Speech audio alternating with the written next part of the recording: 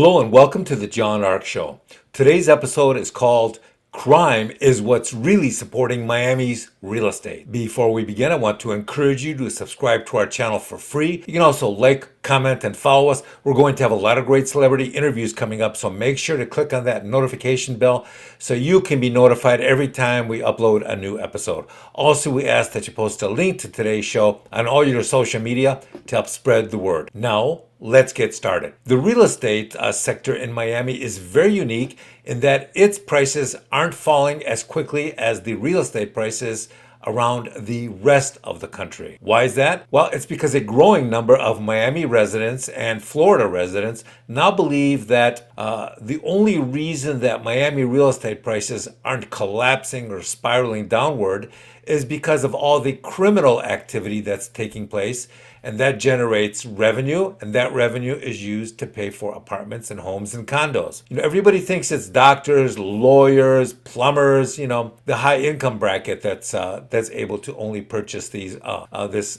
Florida real estate. But there is an awful lot of criminal activity going on in Florida, and it's not all being stopped by the strict anti-crime laws in Florida. Despite all that, there are still vast numbers of criminals flocking to Florida and Miami. And they don't believe that tourism or all the crappy retail or restaurant jobs are enough to keep the city afloat, to keep the city's real estate afloat. And there certainly aren't enough retail or restaurant jobs out there to pay all the hyperinflated rent and condo and home prices out there that are just astronomically high. So what's going on? Well, as we indicated earlier, most people with normal jobs can no longer afford to live in Miami. They're earning too little. Some of them live outside the city, and some have to drive even further to go to work each day and back, just to continue hanging on to their jobs in Miami. A lot of people who've never done so before are now living with roommates in Miami just to be able to afford to live in the city. They look at the apartments and condos and home prices, and they see how impossible it will be for them to ever afford them, and how impossible it'll be for their children to ever live in the city of Miami. They also see the explosion in everyday crime being committed by people just so they can feed themselves and their families. You know what else the police see? They see massive numbers of crime being committed by foreigners who don't have any ID, who don't speak the language, who would rather get arrested so they can get a free jail meal than continue having to live on the street. What's interesting now is how often crime breaks out on the streets of Miami, in the stores and the restaurants and shopping centers, and people don't even react that harshly. They basically just whip out their phones and they start videotaping it. If you go to a mall in the Miami area, you won't just see police arresting people at the mall. You'll see them arresting groups of people all at the same time. They may be gangs of shoplifters. They may be roaming pickpockets. They may just be engaging in random crime or recreational crime. Recreational crime is a whole new phenomenon now. People just punching people for fun. People robbing people for fun. People kicking pregnant women in the stomach just to see if they can get away with it. There are also more prostitutes cruising the streets of Miami now looking for a customer than we've ever seen before. And most of this is done just to pay the rent. None of these people want to be doing these jobs.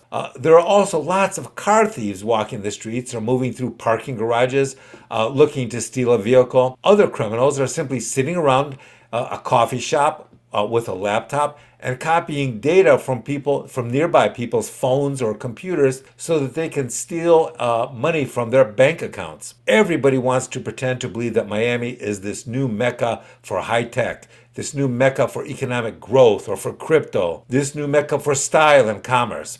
But the truth of the matter is that a lot of people in and around Miami have to work 2 or 3 jobs just to survive.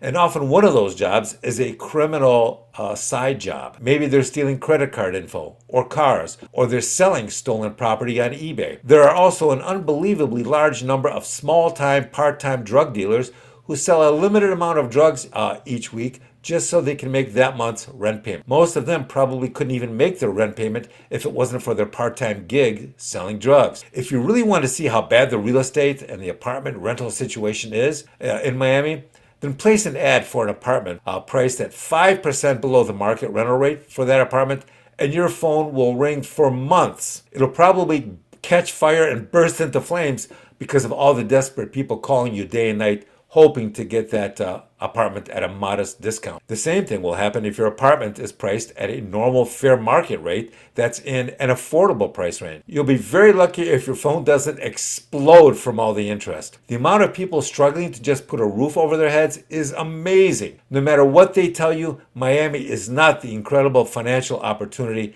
for everyone that they say it is. Soon the rest of the country will head in the same financial direction. Thank you, and we shall see you soon. Bye-bye.